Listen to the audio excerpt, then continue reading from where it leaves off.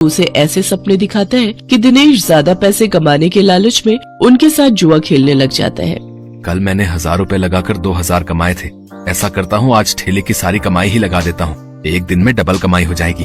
धीरे धीरे दिनेश को जुए के साथ साथ शराब की लत भी लग जाती है। शराब की लत उसे ऐसी लगती है कि उसका अपने काम में मन ही नहीं लगता और वो ठेले पर खड़ा होकर भी शराब के नशे में डोलता रहता है। भैया एक प्लेट लगाना तो।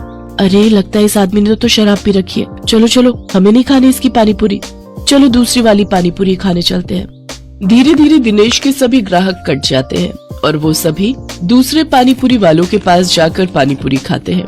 ये देख भोला और राजू बहुत खुश होते हैं। देखा भोला, अपनी चाल कामयाब हो गई ना।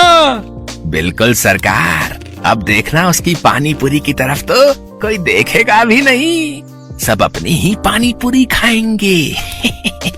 कुछ दिन ऐसे ही बीतते जाते हैं। अपने धंधे को मंदा देख दिनेश शराब और जुए की लत में और डूब जाता है और उसका बचा खुचा धंधा भी चौपट हो जाता है।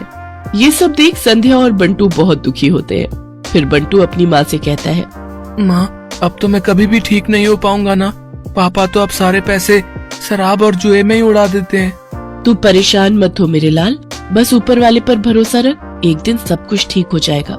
सारा दिन नशे में धुत रहने और धंधा चौपट होने के कारण दिनेश के घर में खाने पीने के भी लाले पड़ जाते हैं। माँ, अब तो घर में खाने के लिए भी कुछ नहीं बचा। अब तो लगता है भूख से ही हम सब मर जाएंगे।